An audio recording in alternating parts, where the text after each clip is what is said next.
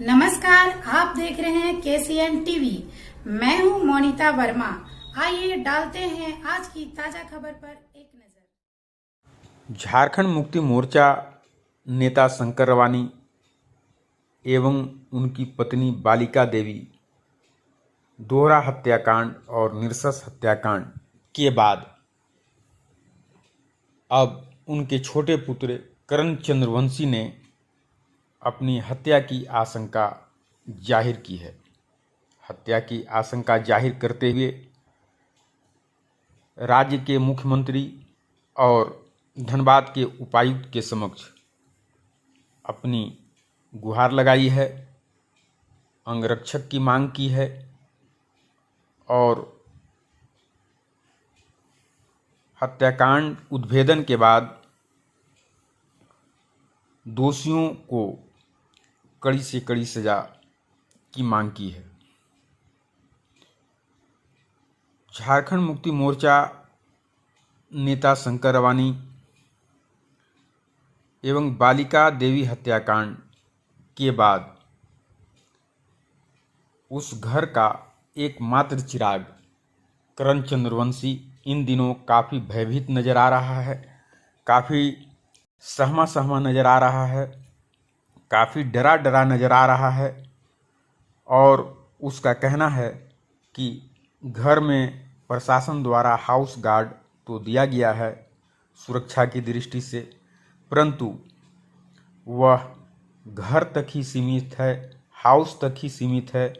बाहर वह जब भी निकलता है तो वह सहमा सहमा रहता है और उसकी सुरक्षा की गारंटी नहीं है, क्योंकि उस घर में 3 हत्याकांड हो चुके हैं।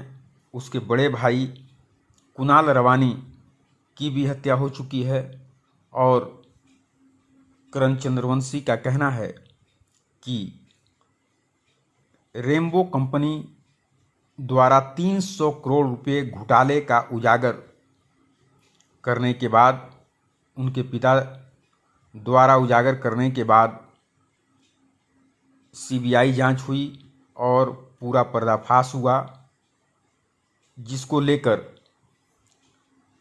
घटना को अंजाम दिया गया।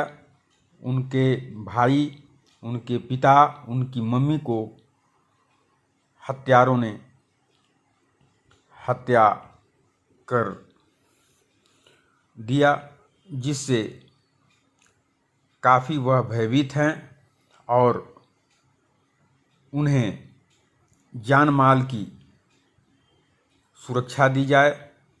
उन्होंने पूरे घटनाक्रम से केसीएन टीवी चैनल को अवगत कराया। आइए सुनते हैं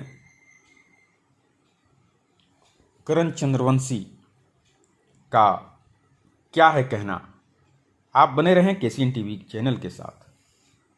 मैं करण चंद्रवंशी, पिता स्वर्गीय शंकर रवानी, पता गौरकुटी भौरा, थाना सुदामडी, जिला धनबाद का रहने वाला हूं।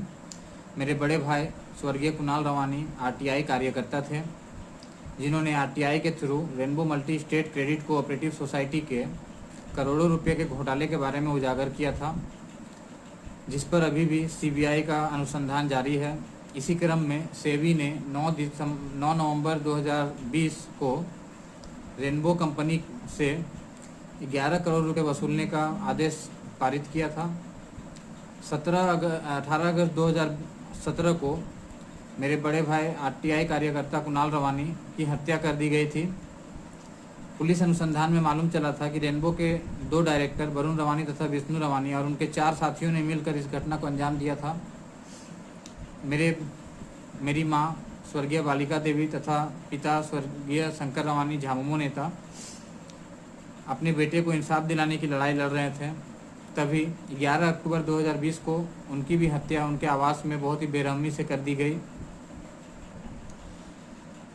पुलिस अनुसंधान में मालूम चला कि रेनबो कंपनी के डायरेक्टर और उनके परिवार वालों की संलिप्तता इस हत्याकांड में है तथा इन लोगों ने प्रोफेशनल शूटर्स को 14 लाख रुपए की सुपारी देकर भी बुलाया था और इन लोगों ने मिलकर हत्याकांड को अंजाम दिया था। हत्याकांड के कुछ महीने बाद वरुण रवानी के घर से हत्याकांड में इस्तेमाल किया गया पिस्टल बरामद किया गया। रेनबो कंपनी के किए गए घोटाले के करोड़ों रुपए इनके पास होने के कारण इन लोगों का हौसला बुलंद है और किसी भी क्षण मेरी हत्या कराई जा सकती है। ये लोग मेरी हत्या करने के लिए किसी भी हद तक गुजरने को तैयार हैं। इन्हीं सभी परेशानियों को लेकर मैं ई समाधान के द्वारा धनबाद उपायुक्त के समक्ष गया था 13 दिसंबर 2020 को। 15 दिसंबर 2020 को मुझे जनता दरबार पर बुलाया गया था और माननीय उपायुक्त के द्वारा मेरी समस्या को सुना गया था। मैंने उन्हें बताया था कि हत्या के दिन से ही घर पर हाउस गार्ड लगाए गए हैं प्रशासन के द्वारा, पर हाउस गार्ड की सुरक्षा घर तक ही सीमित है, जिसके कारण घर से निकलते ही मेरी हत्या होने की बहुत ही ज़्यादा चांसेस है, कभी भी मेरी हत्या कराई जा सकती है।